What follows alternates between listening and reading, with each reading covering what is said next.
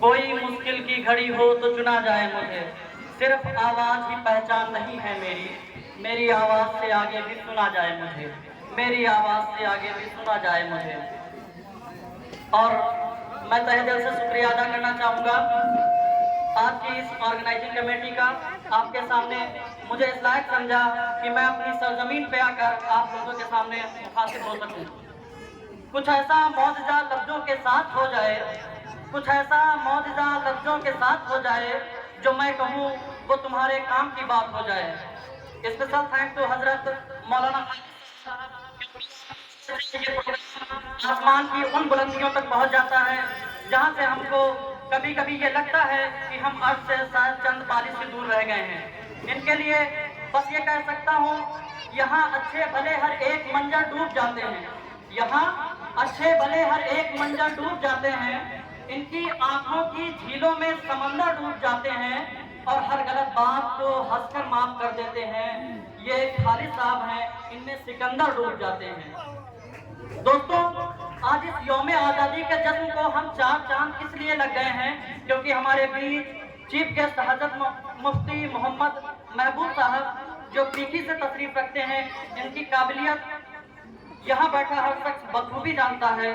तो अर्ज किया है इनके लिए, मुझ पे तहकीक मेरे बात करेगी दुनिया, मुझ पे तहकीक मेरे बात करेगी दुनिया, मुझको समझेंगे मेरे बात जमाने वाले, मुझको समझेंगे मेरे बात जमाने वाले। आप आ गए हो तो चांदनी सी बातें हों, आप आ गए हो तो चांदनी सी बातें हों, जमी पे चांद कहाँ रोज रोज उतरता है। और इसी के साथ हमारे बीच मौजूद अजीम शख्सियत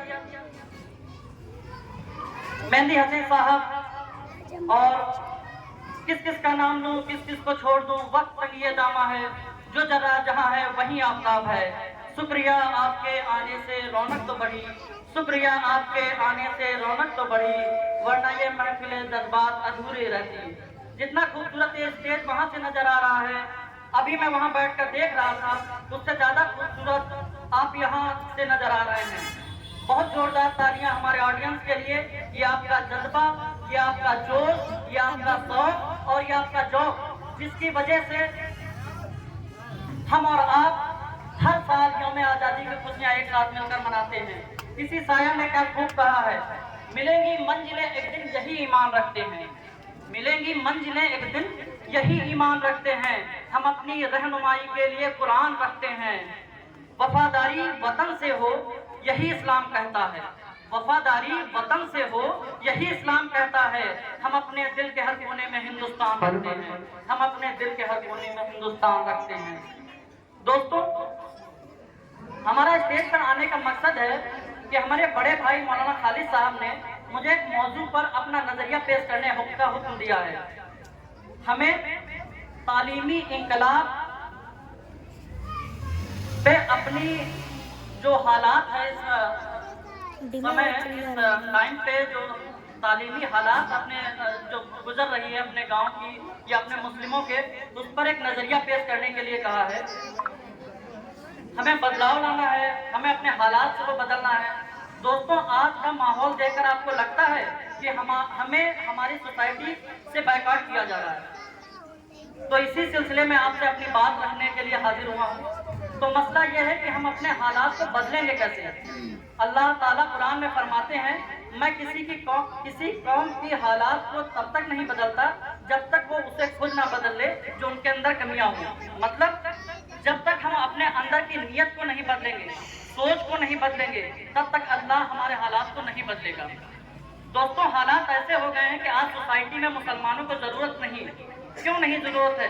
क्योंकि हम सोसाइटी के कंट्रीब्यूटर्स नहीं हैं, कंज्यूमर्स हैं। मतलब ऐसी कोई चीज नहीं हम बना पा रहे हैं जो मुसलमानों के नाम पर वो हो कि हम भी कोई कंट्रीब्यूट समाज के लिए हम कर रहे हैं। पहले तो हम लोग कहते थे कि हम बेहतरीन उम्मत से हैं, हम कोई ऐसा काम कर रहे हैं जिससे हम लोग हमें इज्जत मिले, सोसाइटी में कोई फायदा पहुंचा रहे हैं, हम सोसाइटी को ऐसा क्या दे पा रहे हैं जो लोग हमें लायक समझें। क्या हमारे पास बेस्ट डॉक्टर्स हैं? क्या हमारे पास बेस्ट इंजीनियर्स हैं? क्या हमारे पास बेस्ट सर्जन्स हैं? क्या हमारे पास साइंटिस्ट हैं? क्या है हमारे पास? हम क्यों हक मांगा करते हैं? हम क्यों सियासत में आना चाहते हैं? देखो, ये चीज़ें जो हम कह रहे हैं, ये कोई मैं तकरीर करने नहीं आया हूँ। मैं इस गांव का लड़का हूँ, मैं यहाँ अपनी हुई है हमारी, तो मैं इसलिए ये सब बातों पर फिक्र करने की बात कर रहे हैं।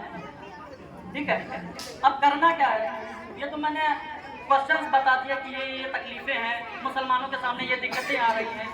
ठीक है, ये दिक्कतें उजागर करने से हमारा काम नहीं बनने वाला। हमें कुछ ना कुछ तो करना चाहिए, हमें सलूशन तो ढूंढना चाहिए।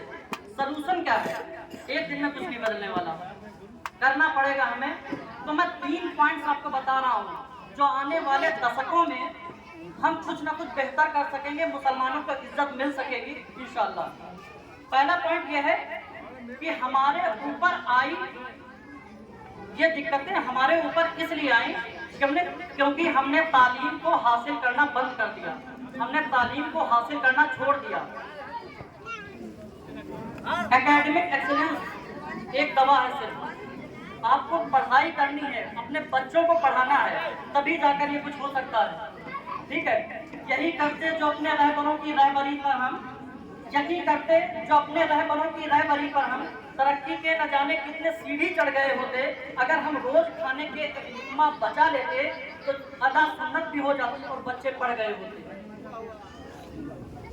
किसी शायर ने खूब कहा है, इस तरह हौसले आजमाया करो, इस तरह हौसले आजमाया करो, मुश्किलें देखकर मुस्कुराया करो, दो निवाले भले कम ही खाया करो, अपने बच्चों को लेकिन पढ़ाया करो। एक पॉइंट हो गया कि हमें तालीम हासिल करना है।